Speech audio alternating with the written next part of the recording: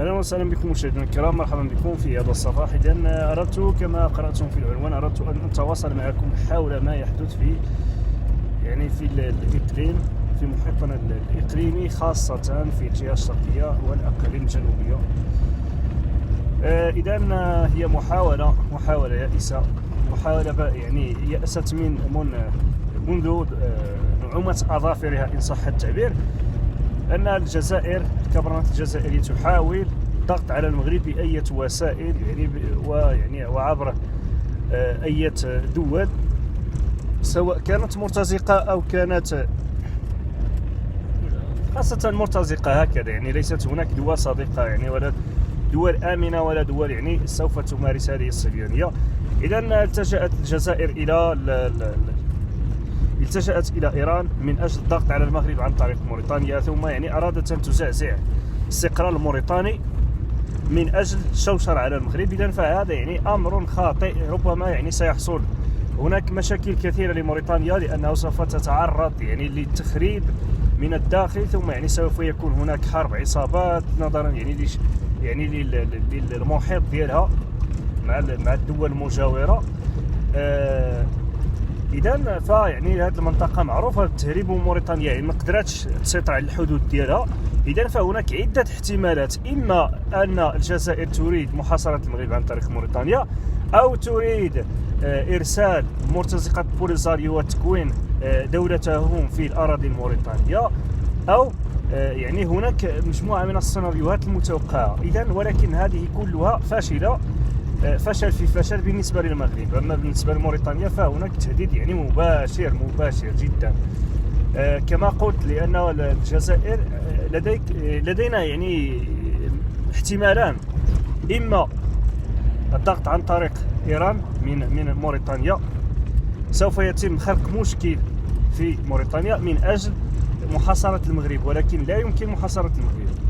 لماذا؟ لأن معبر القرقارات والطريق المار عبر موريتانيا فهو منفذ دولي، ولكن حتى مثلا إن استعصى المرور عبر موريتانيا نظرا للتواجد ديال مجموعات المرتزقة إلى غير ذلك، فهناك الخطوط بحرية وهناك ميناء الداخلة الدولي سوف يتم استغلاله، وسوف يتم الولوج إليه من أجل القطع عبر المياه الدولية، أو انتقال عن طريق الملاحة البحرية. إذن لم يعود أو لن يعود بعد ذلك اللجوء إلى قطع المسافات والرمال إلى غير ذلك من أجل التغلغل في إفريقيا بالنسبة للمغرب. إذن فهذا سيناريو سوف يفشل، ولكن سوف يخلق مشكل في موريتانيا. إذن فهذه هي السيناريوهات المحتملة.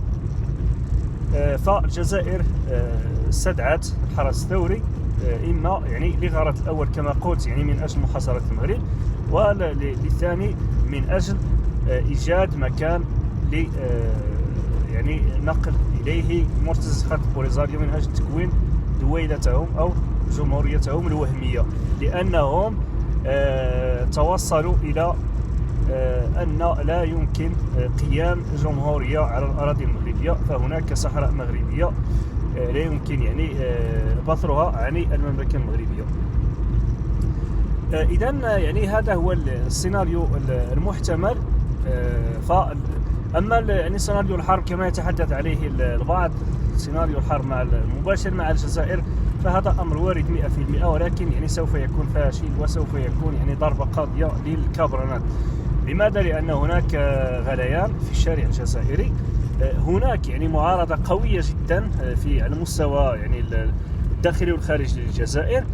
فبالنسبة للداخلي لا يتحدثون فقط لأنهم يعتقلون، ينفون، يقتلون. أما على مستوى الخارج فهناك واحد المعارضة قوية جدا من كل جالية تتحدث على الكبرنات كأنهم أعداؤهم، وطبعا هم أعداؤهم. بماذا؟ لأنهم يحرمونهم من بلادهم، من بلدهم، من وطنهم، من أحبابهم إلى غير ذلك. فهناك جالية في المغرب تريد زيارة أهلها في الجزائر، وهناك جالية في الجزائر تريد زيارة أهلها في المغرب. إذن فهناك ضربة قاضية سوف تكون بالنسبة للنظام الكبرناتي. إذن في حالة نشوب الحرب فسوف يكون هو مرحلة الزوال بالنسبة للكبرنات. إذن فحتى العسكر وحتى يعني القوات الجيش الشعبي الجزائري لم يكون في صف الكبرنات، لأنهم يعني كما تابعتم فهناك مجموعة من الخراجات للجنود الجزائريين، وهم يعني يؤيدون و يعني قاموا بتشجيع المنتخب المغربي وخرجوا بزيهم الرسمي. وما أدراك ما الزي الرسمي، يعني أن يخرج الجندي بزيه الرسمي ويقول نحن متضامنون مع المغرب. إذن فهذا يعني أمر يعني حسم من قبل، وهم شبان وليسوا كبار، يعني ملوا من الحياة وأرادوا الانتحار، ولكن هؤلاء هم شبان يعني واعون بالقضية، يعيشون الويلات في المعسكرات الجزائرية، وإن نشب الحرب فإنهم سوف يهربون إلى المغرب أو إلى أوروبا من أجل تغيير حياتهم من النظام الكبرناتي إلى نظام يعني يؤمن لهم الحرية والحياة الكريمة. إذن هنا نكون وصلنا إلى آخر هذا الفيديو. مشاهدينا الكرام، ابقوا معنا في فيديوهات أخرى. شكرا لكم.